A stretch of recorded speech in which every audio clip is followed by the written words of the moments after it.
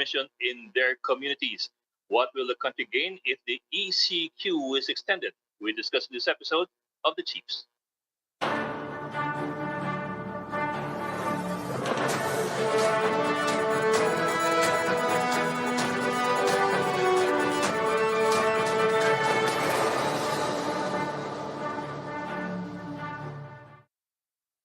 Welcome to this midweek edition of the Chiefs. With us tonight are Ana Marie Pamintuan of the Philippine Star and Robbie Alampay of One News. Ami and Robbie, well, happy Holy Wednesday.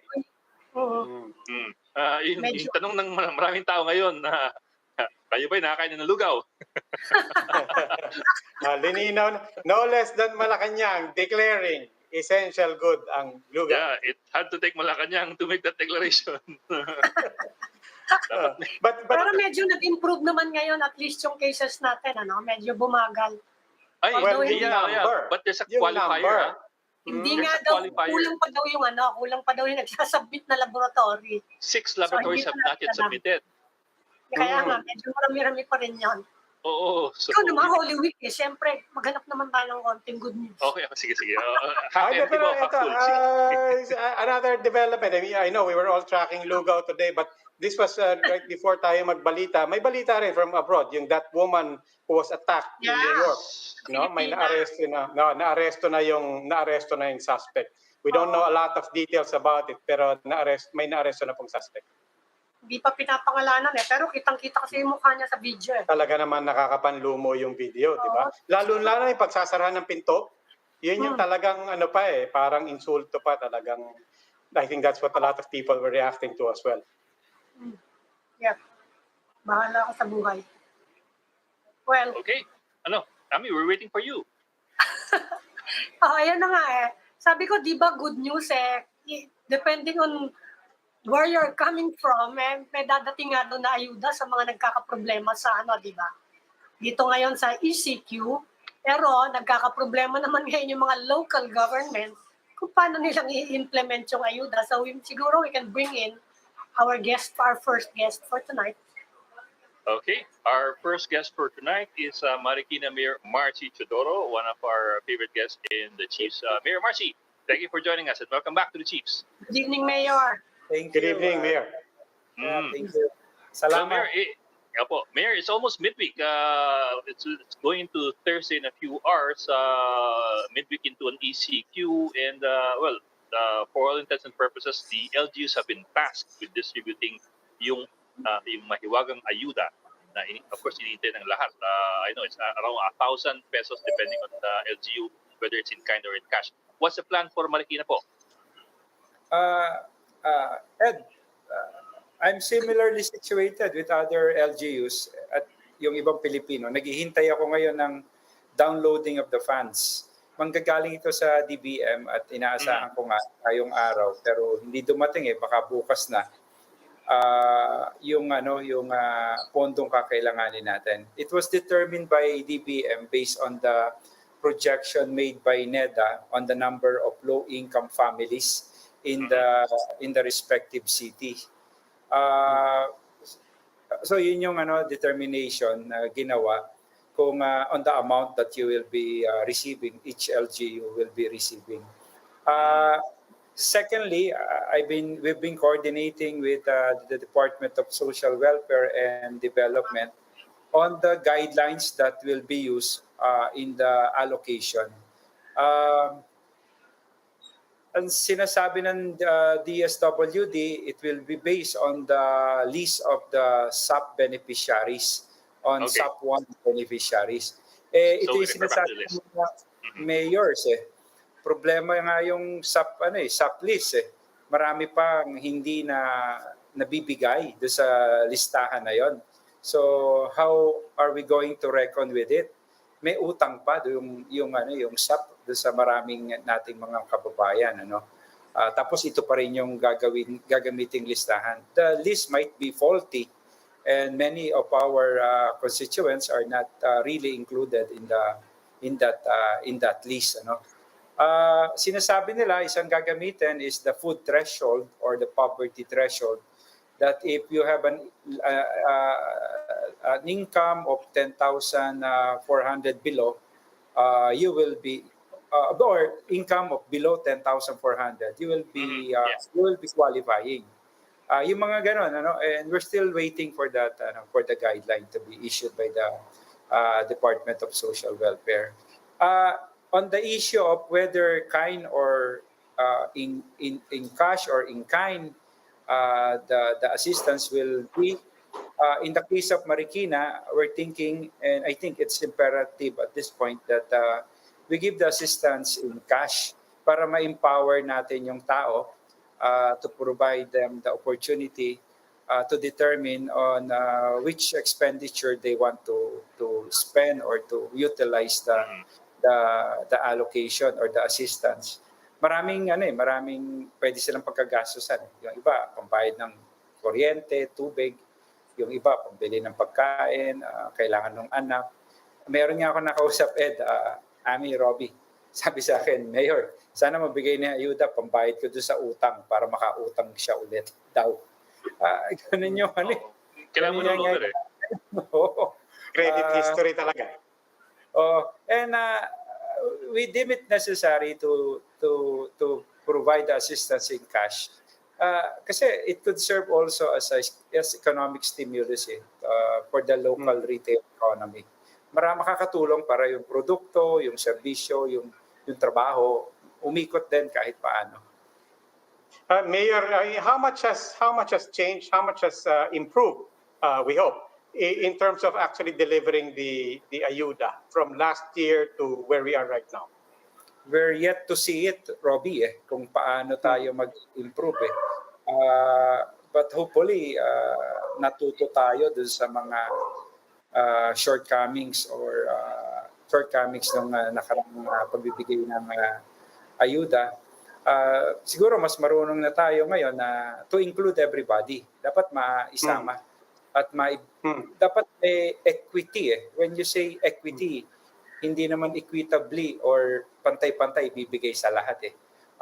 Kung sino yung mas nangangailangan, yun yung dapat matulungan. Kaya nga dito sa ayudang to, we're discussing sino ba yung mga may kaya na hindi na kailangan, lalo na yung mga may trabaho pa naman ngayon. Alam ko, nahihirapan lahat.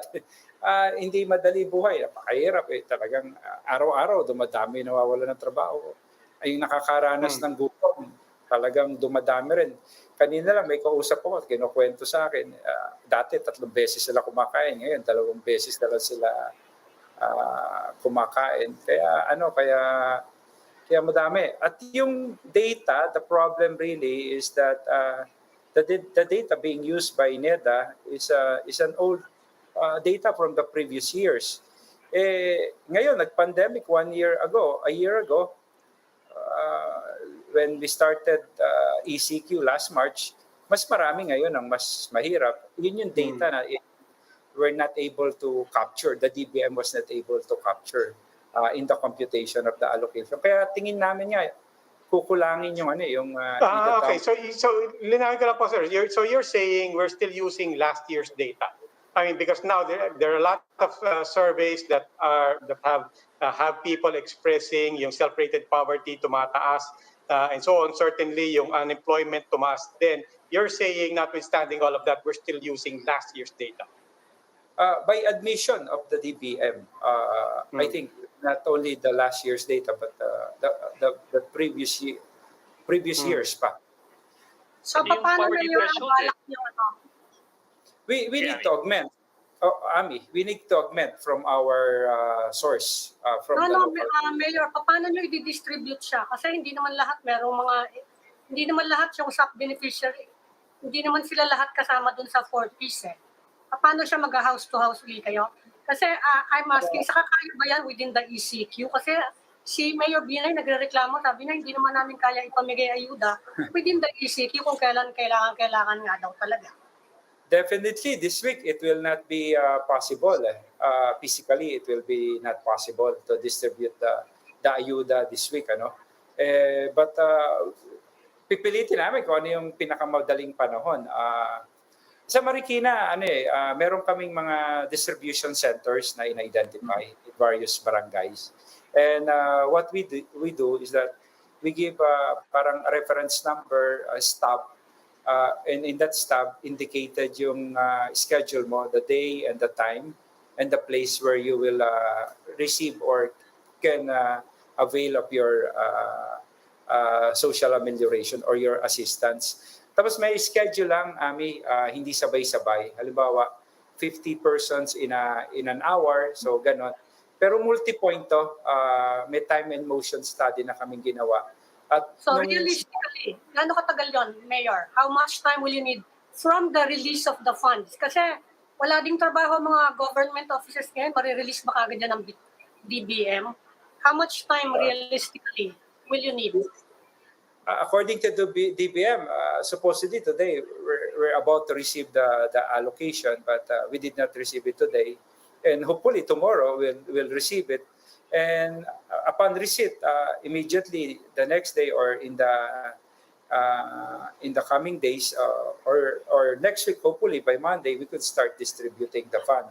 And based on our experience, I think it will take 2 or 3 weeks to distribute everything to around, in the case of Marikina, for example, we have a target of 112,000 families to receive this amount.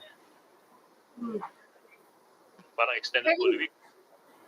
Oh, malayo-layo. In the meantime, anong ginagawa? Kasi yung iba nakakulong na sa bahay, di ba? May mga lockdown areas na. In the meantime, anong tulong ang nabibigay sa kanila ngayon? Yung mga barangay namin, kinausap namin, may mga pagkain silang binibigay sa mga talaga nangangailangan. Pero Luchi, to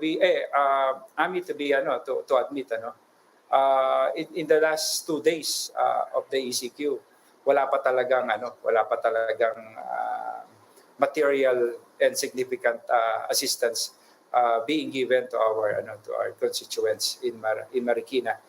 Meron kaming mga residual assistance that we are still giving. For example, we have a sustainable livelihood program. We're giving puhunan doon sa mga karinderya, mga sari-sari store in the amount of 20,000 pesos. Meron kaming beneficiary dito na mga around 3 to 4,000 beneficiaries. Cash for work, for example, we just finished last Friday distributing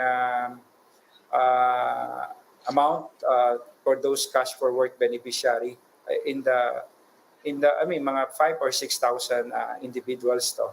So ito yung yung mga residual assistance na nabigay namin makatulong sana.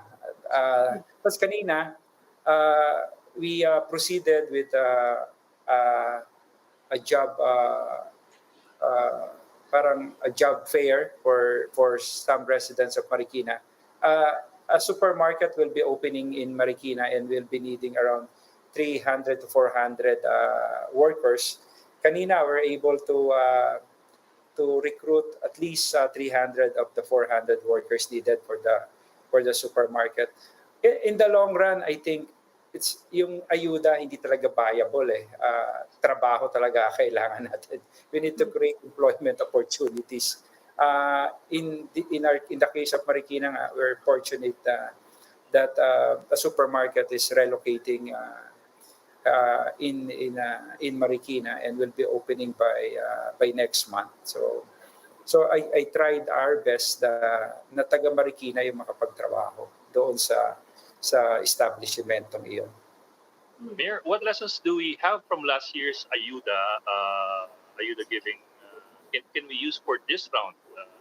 Especially considering that you might even have an extension of the ECQ for all intents and purposes. Baka umaba pa yan. We really need to give the ayuda to individuals who really need the assistance. We should have a clearly defined guidelines on the basis of equity. Kung sino yung mas higit na nangangailangan. And for us to be able to determine yung members of the vulnerable sector, sila yung mga talaga nangangailangan.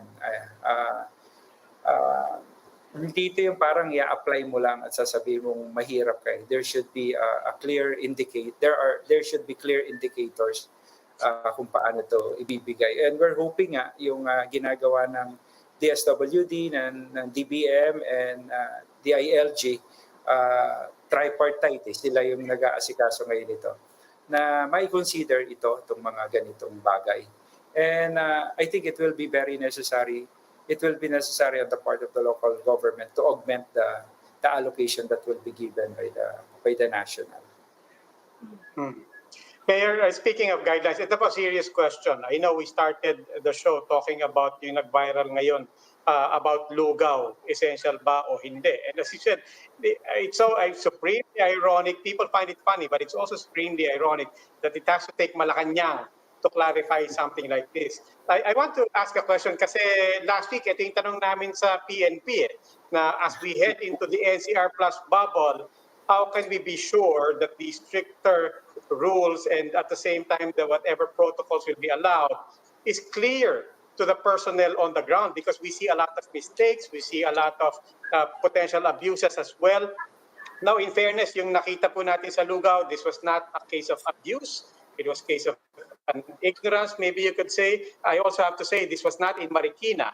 But ang tanong ko lang po is, what happens at the level of the LGU when you talk to the barangay officials? Paano po linilinaw lahat na to? Because watching the video, nakakatawa na nakakagalit. At the same time, I mean, to be fair, naiintindihan ko rin naman how some people can take the protocols and the guidelines literally. And so, how do we brief our officials on the ground, lalong-lalo na itong mga talagang may touch points sa mga kabayan natin, to make sure that things like this don't have to be a concern? True. Policy, I think, should be given implementing rules and regulations, and it should be not only discussed but and be given to the enforcers or to the enforcement agency. But we should be able to afford them the opportunity to clarify some provisions of the policy or the things or the guidelines to be enforced. To be candid about it, Robbie, nung PECQ, that's one thing that we clarified how capable is our the enforcement agency will be to implement the policy that will be liberally construed in favor of our constituency. Baka may aabuso o kaya kung hindi man umabuso nga, sabi nga, out of ignorance of the regulation, they will not be properly implemented, tulad nung yung travel permits, yung mga ganon, yung paghingi ng mga dokumento, yung mga checkpoints, yan yung mga concern natin Kaya for example, in Marikina, I talked to our enforcers that because of the hardships that we are experiencing due to the pandemic, sabi ko sa kanila, we adopt a positive reinforcement approach, not the punitive approach of implementing guidelines. Because we should be able also not only to determine the capacity to enforce, but the capacity to comply. Ngayon, ang hinap mag-comply. For example lang, sasabihan natin yung mahihirap, o mag-face mask kayo. Mas magandang gamitin mo surgical mask, yung disposable. Pero yung mahihirap, makikita mo yung maruming maruming cloth, yung tela ginagamit nila dahil wala silang pambili. They cannot comply yung mga maliliit na negosyo, sasabihin natin maglagay tayo ng proper ventilation do sa mga establishment para mag-improve yung air circulation, and that's part of the DOLE guideline now. Pero paano magko-comply? Wala na nga isang taon na halos walang kinikita yung establishmento, we should look into these things. Tingin ko, not only the capacity to enforce but the capacity to comply. Mayor, apart from compliance, meron pang isang issue ngayong araw about the pandemic response. si contact tracing Sir Benjamin Magalong mismo nagsabi, humina daw yung contact tracing throughout March. Kung kailan umaakyat yung mga COVID cases, kumakalat yung variant, saka yung humina daw yung contact tracing, and I'm asking about it kasi yung local government units ang directly involved dyan sa contact tracing eh. Ano po yung mga sasabi niyo, humina nga ba talaga? Saan pumasok yung mga problema ron? Factually, nabawasan yung contact tracers natin assigned to or detailed to local government units. The contact tracers appointed by the national government because of the cut in the budget for this year on for contact tracers. So we need to innovate. Halimbawa, we need to tap into the barangay volunteers, to the barangay health emergency response team, to our organic member of the city, for example, in health. Yung mga ganon, we must admit na nabawasan.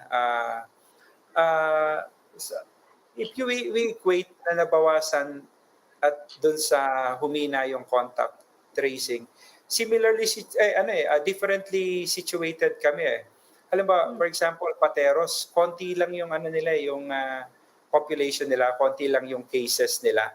So, correspondingly, yung contact tracing nila, hindi na meet yung 1:35 kasi halimbawa 1:5 o 1:10 lang sila, pero nako-close na nila yung yung case nila.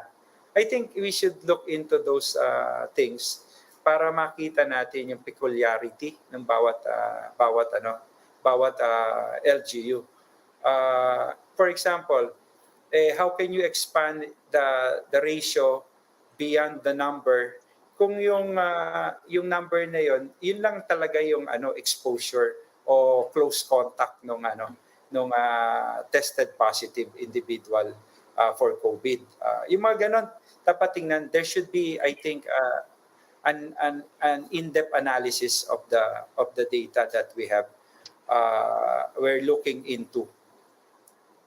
Mayor, sa hospital occupancy po ninyo, kamusta naman? Na yung hospital namin nag-ooperate beyond its capacity. Pag ikaw magpapa-admit, pipila ka. Nakakalungkot. It's an anecdotal report that I received yesterday. Nagpapa-admit siya dito sa hospital, DOH hospital dito sa Marikina. Nung pumila raw siya, pang-45 siya doon sa pila. Kaya sabi ko, baka gumaling ka na bago ka ma-admit doon sa hospital. Kasi on the average, 3 to 5 days bago ma-admit. So, habang naghihintay siya ng bakanting kwarto o kama, nandun siya sa emergency room. Kaya nga we're discussing the possibility of putting up a larger triage area for the purpose, halimbawa lang kung talagang hindi naman kailangan i-admit, pwedeng doon na lang, i-treat na, at kung possible, mag-home medication na. Yung mga ganong possibility, tinitingnan natin. But it's not the local government who should address this issue. It's the Department of Health. Yung hospital service is under their jurisdiction. And I think one lesson that we've learned with this pandemic is that we should have a resilient and robust healthcare system to have the proper healthcare infrastructure in place. Tingin ko ito yung dapat samantalahin natin lalo na pag ganitong ECQ or sinamantala dapat natin ng mga nakaraang buwan na mababa yung kaso. We should have strengthened our capacity pagdating dun sa delivery of healthcare. Hindi lang in terms of facility, in terms of system. For example, we should have perfected one hospital command referral system. Pag tinanong mo ngayon, inventaryo ng bed capacity, it cannot be done on a standalone basis sa Marikina lang. Ako, halimbawa, alam namin.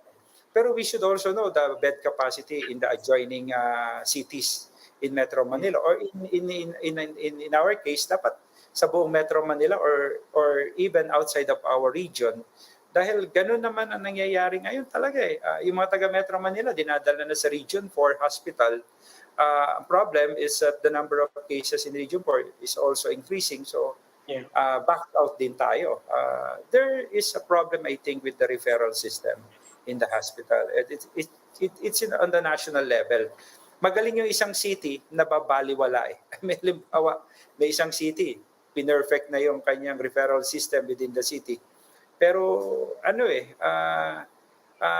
kami halimbawa, marami kami rito dahil ang tinatanggap namin ditong COVID cases, hindi lang sa Marikina eh, pati yung sa San Mateo, Montalban, Antipolo, dahil yung aming DOH hospital dito is a medical center catering to the also to the adjoining areas.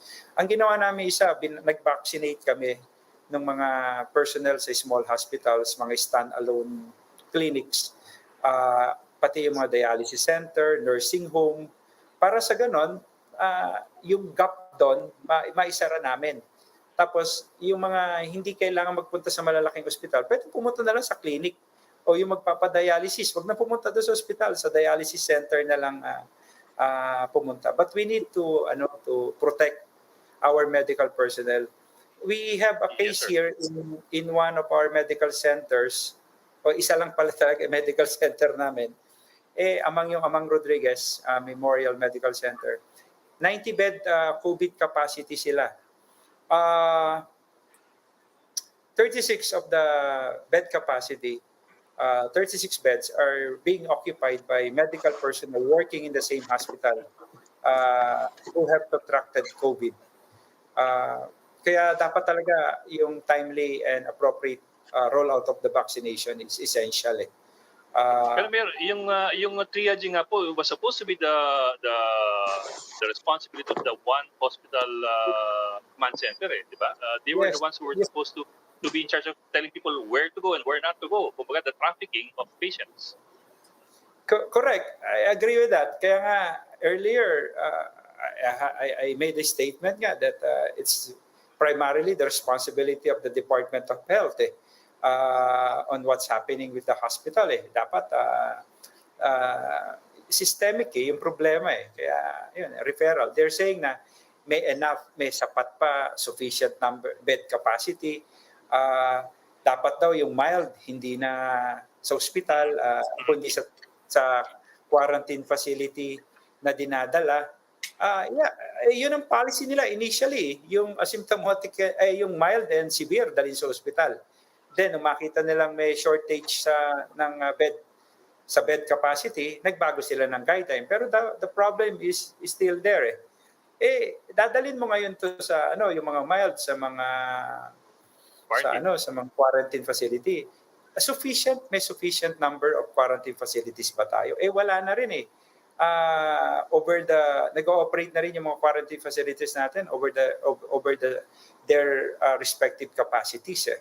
Kaya sa Marikina, punong-puno na rin kami ron. Kaya we resorted to what we call reverse isolation eh. We allowed people who tested positive to do home quarantine, and we bring out those tested negative to what we call reverse isolation facility. Mas madaling ilipat yung mga negative. Of course, close contact sila. We isolate them for a period of time and we test them. That's the advantage of Marikina eh. May testing capacity. And sana yun pa rin yun. Secondly, dapat na-improve na natin yung testing capacity ng mga cities eh. Kung maaari nga, dapat bawat city may sariling testing center eh. Sa Marikina, hindi naman problema yung testing capacity. Ang problema nga lang namin ngayon, yung quarantine facility natin. Okay. Marikina Mayor Marcy Teodoro, sir, maraming salamat for joining us tonight. Tingnan po. Thank you. Thank you, Mayor. Salamat. Thank you. Mabuhay po kayo. Thank you, sir. We will just go into a break, so please stay with us.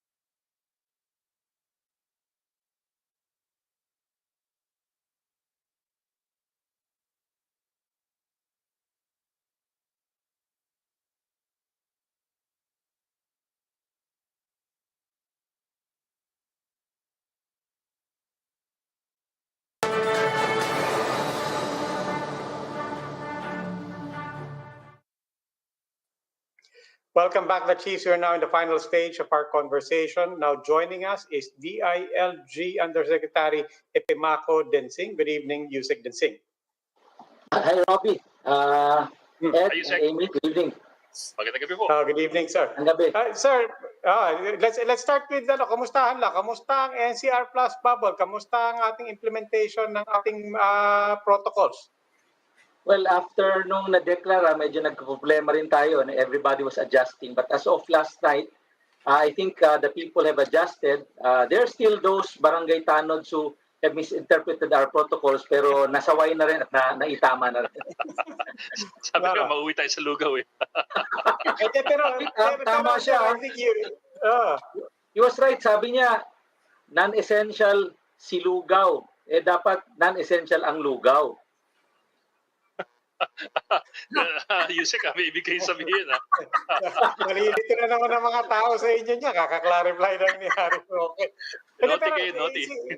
Pero seriously, Usec, kasi thank you for acknowledging that. Kasi we were just discussing that with Marikina Mayor Teodoro rin kanina. Kasi apart from that, marami rin mga videos of, hindi lang yung sa lugaw. There was this young man who was arrested, who was taken by his barangay officials kasi kinailangan niya salubungin. Halimbawa, yung Grab, taga-Iskinita lang siya and hindi mahanap-hanap yung bahay niya. Finally, he had to walk just a couple of houses out and then yun, na-aresto rin siya.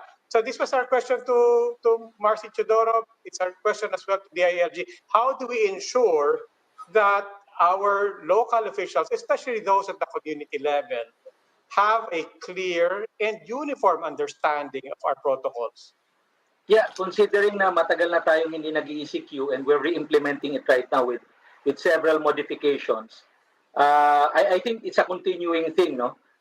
Mas okay pa nga na pumunta sa kapulisan kasi at least yung ating PNP alam na yung mga protocols under an ECQ environment.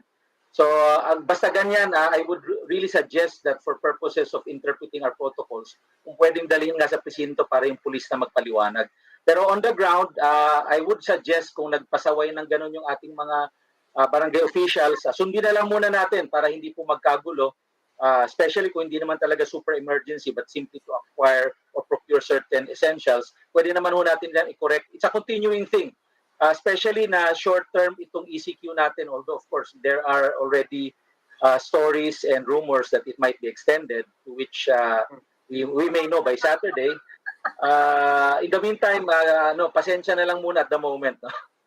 Pero Usec, malaking bagay yung dadalhin sa presinto. I mean, it's no small thing if somebody brings you to the precinct just for the police to explain whether or not you did something wrong. I mean, that's quite a step. Yeah. Kaya nga po, if they're really challenging it, yung barangay tanod, doon sila sa presinto magkwentuhan. Pero if they don't challenge, umuwi na lang muna. Ang sa akin, wag na lang muna magkagulo-gulo. Again, kung lalabas lang naman to buy an essential, pwede ipagpaliban. Then I would suggest mga kababayan natin, wag na munang pilitin yung mga sarili nila. Usec, ang marami ngayong ECQ na to kasi yung Grab, di ba? Marami nagdi-deliver ngayon eh.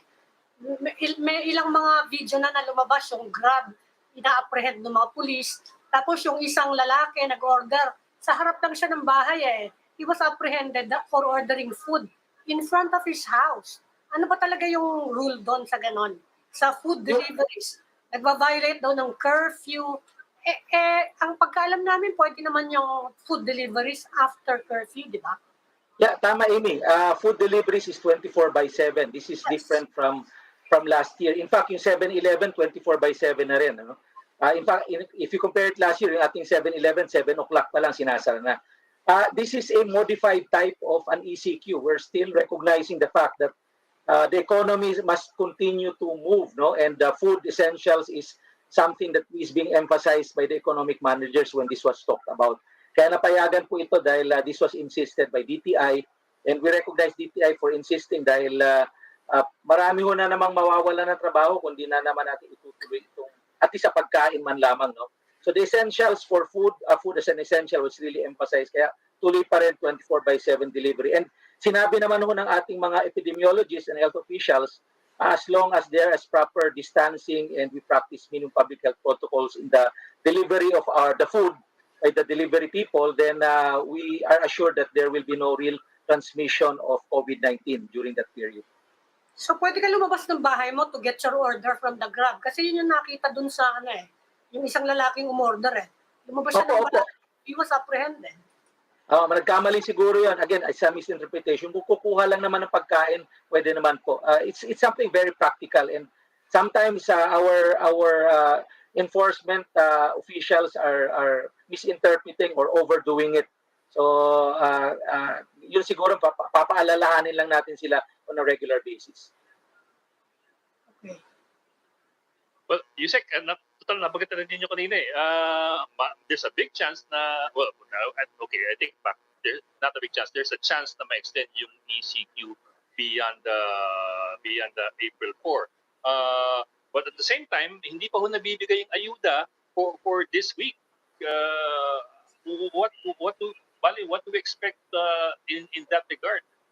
Well, I think wala na opisina in the next few days So parang as far as that's concerned, goodbye na yung ito. I was updated by the DBM earlier this afternoon. He confirmed that they've already transferred the money to the Bureau of Treasury. By Monday, malilipat na po yan officially sa mga accounts ng mga local government units. Specified na po yung mga account na makukuha nila. So, the advice is, and I'm requesting our local government units, if they can, if for them to advance already the financial assistance. 1,000 lang naman po yan. And para makapagsimula na sila at least in areas where people need to be receiving their ayudas. I think sa NCR, they already declared na pera ang pamimigay. So pwede na sila mag-advance if they can. Sure na po by Monday, the Bureau of Treasury will transfer their allocations in the respective accounts of the local government units. So yun lang ang aming pakiusap. Kung kaya lang po na mag-advance ang ating local government units para masimula na siguro at least by this Saturday. Kung may extend po, will that be another round of ayuda? I cannot answer that at the moment, but that was the assumption of Secretary Wendell na kaya nga nakita niya na baka lumampas pa ng April 4. Kaya okay lang din na mabigay yung pera after April 4. Kumusta na po yung investigation niyo doon sa mga local government? I think 13 na, no? 11 mayors, 1 governor, and 1 councilor.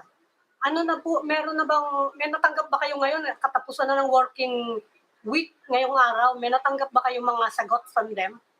That's right. Kahapon natanggap na namin yung sagot ni Mayor Rosal of Legazpi City, and I've already given the directive to our regional office in Region 5 to verify his statements. No? I was told na dumating na rin from Governor Adjong, but I still have to see the responses. Most probably nasa regional office sa amin yung responses nila, medyo na-delay lang dahil nga dito sa ECQ for purposes of transmitting their responses. But at the DILG, we will be forming a legal team four from the DILG, and we're requesting 1 representative from the Department of Health, particularly as part of the team to evaluate the responses of the local officials.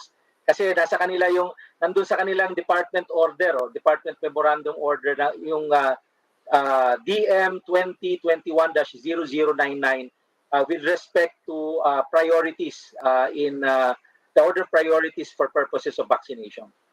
Kung sabihin nilang senior citizen sila with comorbidities, pwede ba silang mag-priority? Anong mauuna yung pagka-LGU official nila or yung pagka-senior nila with comorbidities? Kung yun ang i-invoke nila. Ay, tama ko kayo. Mauuna sila. Kung sila ay A4 as local chief executives at sila ay senior citizen, then mapupunta sila sa A2 priority. Kung sila naman ay persons with comorbidities, then from A4, they can be elevated to A3 priority. So we will consider that. We will also consider the vaccine that was used on them. Kasi kung Sinovac po yan, talagang pwedeng mag-skip kasi hindi pwede ang Sinovac or it's not a recommended vaccine for senior citizens. So ito mga titingnan natin mga circumstances before we make any decisions whether we will file administrative cases against them before the office of the Ombudsman. But if for example sinabi niya na sige, okay, we'll take that as valid kasi senior citizen naman kayo, may comorbidity and so on. Is there a danger of that setting a precedent and sending a signal to the rest of the country? Now a lot of mayors who were interpreting it as hindi, mayor ako above all else and mauuna constituents ko. Now you might send a signal to everybody else na, oh, pwede pala yun. Would this set a dangerous precedent? Robbie, at this point, there's already a different protocol, no? But prior to that, it was really strictly for healthcare workers because the vaccines were given to us free by Sinovac and from the COVAX facility, no, from the World Health Organization. Right now, I mean, 2 days ago, the vaccination cluster has decided to already fast track the vaccination. So, since kumukonti na ang nagpapabakuna na healthcare workers, either ayaw nila magbabakuna or they've not identified themselves as part of A1, we're now fast tracking by moving on to A2 or senior citizens and persons with comorbidity. So we're already fast tracking, kaya meron na tayong mga LGUs na nagbabakuna na officially sa mga senior citizens and persons with comorbidities. Kasi nandiyan na po yung bakuna, hindi pwede mag-antay. While we're identifying those around 600,000 healthcare workers that have not been vaccinated in the estimated 1.7 million healthcare workers. So, kung hindi pa natin ma-identify, para dire-diretso yung pagbabakuna, inuuna na natin ngayon yung mga senior citizens and persons with comorbidities. So, cut off po ito, Robbie. So, if this was made, the inoculation was prior to 2 days ago, then they still have to be answerable to their actions, if ever. Okay, Mayor, Usec, very quickly lang para there are no loose ends. What about the case of Mark Anthony Fernandez? Last week you said mukhang makakalusot kung wala tayong mahanap na specific charge for him. So yung tanong, meron ba tayong nahanap na reason to hold Mark Anthony Fernandez or for that matter the mayor accountable? Yung kay Mark Anthony sa private citizen, nagtanong po tayo sa Department of Justice tsaka sa aming legal team, no? Na nowhere in the law kasi in Republic Act 11525 or any regulation for that matter that we can hold accountable the private individual. So wala kang mahanap para kasuhan siya criminally, no? So yun ang kakulangan ng batas. That's why I heard that one congresswoman wanted to amend the law so that merong criminal liability yung mga private citizens na sumisingit, no? Na hindi pa, or mga tao na sumisingit sa pila, or maski yung mga mayor na sumisingit sa pila. So wala talaga kami makita. But administratively, those public officials, both in the national and local, will have administrative liabilities, primarily because they did not follow rules and regulations, including the law, because that's the mandate of all local officials is to implement national and local laws. So dahil pag hindi ka nakapag-implement at ikaw nag-violate, you can really be administratively held liable. Kaya nga, si Mayor Olivares, for instance, we're looking at him to be administratively liable because of command responsibility. However, kaya hindi namin siya napadalhan ng show cause order for command responsibility because we were advised or guided na unahin muna as guided by the President, unahin muna pag-iimbestiga through the Department of Health. Bakit inalaw ng nagbabakuna ang mga taong wala pa sa pila or wala pa sa priority? Yung bang comorbidity, it has to be chronic. Kasi anyone can say, high blood ako ngayon eh. Do you need a certificate na you are on maintenance medicine, that it's a chronic illness? Yes, I think nagpadalbas na ng guidelines yung Department of Health. They are requiring yung mga reseta, I think 6 months to a year before that it was issued by a doctor. Kasama na rin din yung doctor certification that they have chronic comorbidities like high blood or hypertension, diabetes. So yan po ang mga dokumentong kailangan ipresenta of these persons with comorbidities. Usec, we've had quite a few local executives complaining about their problems in their own hospitals dun sa occupancy. I'm trying to get a big picture here. Does the DILG have any idea kung gaano kagrabe na yung occupancy rates ng hospitals sa Metro Manila versus yung occupancy rates dun sa mga isolation and quarantine facilities in Metro Manila? Well, I really can confirm na meron na talagang problema sa occupancy because this is already on the ground. I've had already several communications from different individuals na hindi na sila pinapapasok sa ospital, nakapila na, dahil may mild symptoms sila. Ganon din sa isolation facilities. In fact, one of my staff sa Bantay Corruption, who is a lawyer, pumunta rin sa ospital or even sa isolation facilities, hindi na rin po na-accommodate. So he was forced to isolate himself in the house. So that's already confirmed. That's why in one of the proposals I made in the ITF, and I think the DOH is already implementing it, to make Metro Manila into quadrants, no? At nadamay na rin po itong mga adjacent provinces, no, of Rizal, Laguna, Cavite, and Bulacan. Na i-quadrant dapat ang isang LGU kinulang ng isolation beds or sa hospital, pwede nilang tingnan yung kapitbahay nilang mga LGU na pwede nilang puntahan, kagaya na Makati na puno na, pwede silang pumunta sa Pasay, Parañaque or Mandaluyong na katabi nila. However, even with that kind of a quadrant type of a strategy, mukhang hindi na rin kinakaya. And this is the reason why the DOH ordered or directed the increase of COVID beds from 20% in private hospitals to 30% and 30% from public hospitals to 50%. Pero yung trafficking na yan was supposed to be the task of yung one hospital command center to traffic all these cases to make sure that yung mga vacancies doon mapupunta yung mga nagsisikan doon sa isang lugar, sa isang hospital, for example. Tama po yan, Ed. And that's nagsabi na rin yung one hospital command, si Usec Bong Vega, na maski sila nahihirapan na kasi lahat ng kanilang minomonitor na inventaryo of COVID-19 beds and including isolation facilities, napupuno na rin. Kasi tama ka, sila ang nagta-traffic. So he's already mentioned that, and they are now looking for other inventory of beds that they can use. And in the IATF last Monday, Secretary Mark Villar solidly committed to put up additional isolation and quarantine facilities. I think they need between 15 to 45 days to build the additional facilities. So, ganun na po ang mga pangyayari ngayon. It's already a reactive type of planning and we cannot do anything about this dahil itong problema na ito cannot be really strategized in the long term. We have to be really react. Ang importante, when we react, we have to react fast.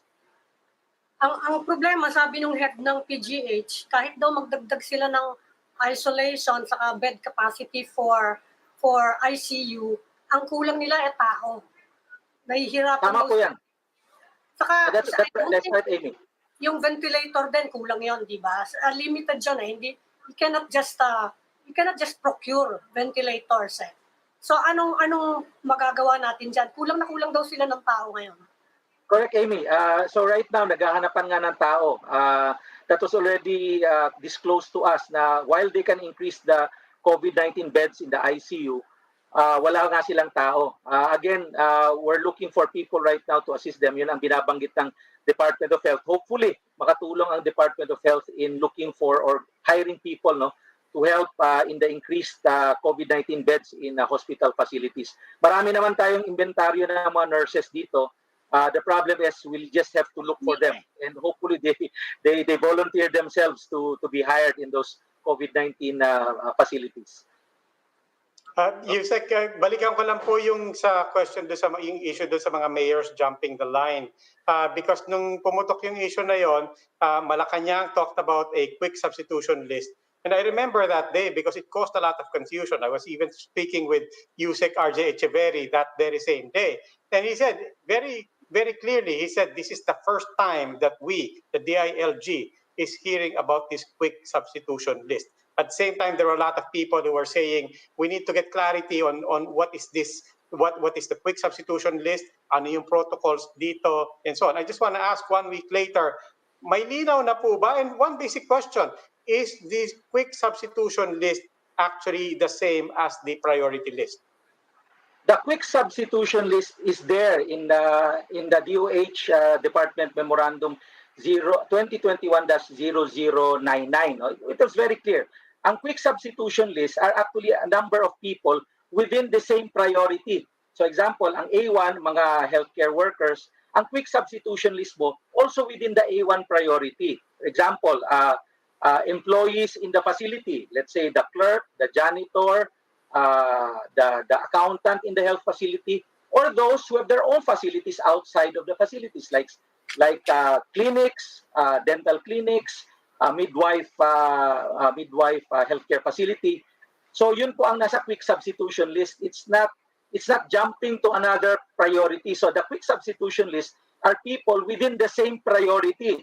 So kung ang A1 mo, wala lahat dun sa nagbabakuna, pumunta ka sa quick substitution list na A1 din who are healthcare workers. Kaya nga mali sinasabi ng local government na ang quick substitution list, anybody outside of the A1 priority. I think they're just really making those excuses. And the longer they make those excuses, the more lies are being exposed tuloy, you know. So iba ang priority list. Ang priority list, A1, A2, A3, hanggang A5, then B1 to B6.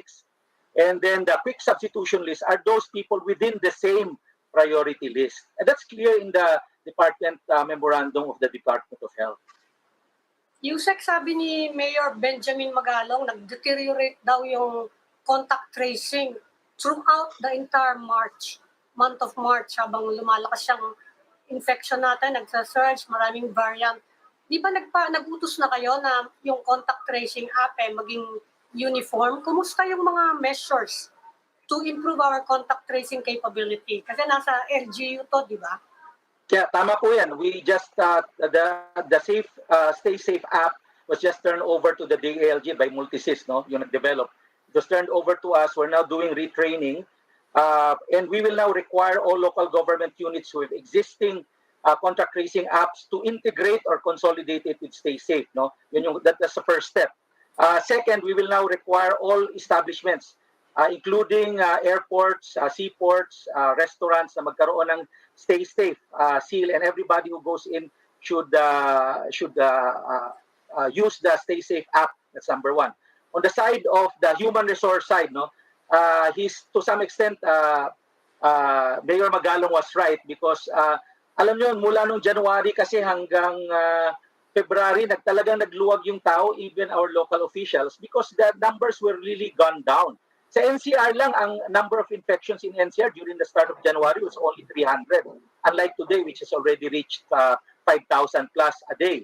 So medyo nagluwag talaga because everybody was expecting that this control or containment of the COVID-19, especially walang spike during the vacation, walang spike during the translasyon, talagang nag-akala rin na okay na tayo, no? And yung sa DILG, again, nag-expire sa contract tracers, but kahit nag-expire yon, it's just an augmentation. Kaya sinasabi namin sa mga mayors, wag silang umasa because they are really required to hire contract tracers on their own in the local level, while the DILG will be getting some funds to augment while they are building up their contact tracing human resource capability. So yun ang hindi nangyari, and well, I don't know if they've already reallocated some of their funds for contact tracers to be hired, and they can do it because it's part of the COVID-19 response that they are allowed to do those realignments. So ilan yung nawalang contact tracer pala? Marami-rami pala yon. Sa local, nabawasan sila, no? Sa local pa lang yun, no? Sa DILG, yung pinrovide namin 50,000 in the last quarter, from 15, nakapag-rehire kami ng 15. Sa Bayanihan 3, I was expected to propose another 2 billion to hire around 20,000 contact tracers. As of last IATF meeting, nag-usap kami ni Secretary Bello. I think magpapahiram siya ng kanyang budget sa emergency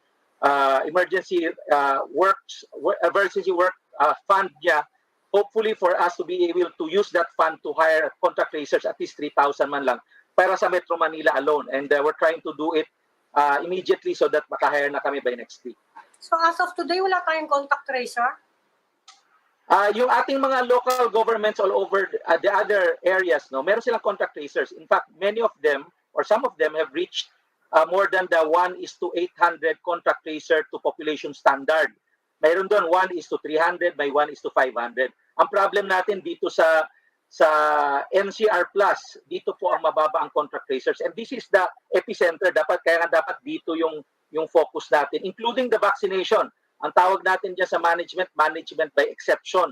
Kung nasa ng problema, all the resources should be focused there para yung sunog doon bumaba talaga. Rather than nagpapatay ka ng sunog everywhere, wala ka namang napapatay na sunog. So focus ka dun sa area hanggat sa mapatay mo yung sunog, then you can concentrate in the other small fires around the country. Okay. Interior Undersecretary Epimaco Densing. Sir, maraming salamat for joining us tonight. Ingat po kayo. And Salamat po. Maraming salamat Maganda po. sa inyo. Ed, Robbie, Amy. Thank you. ingat po.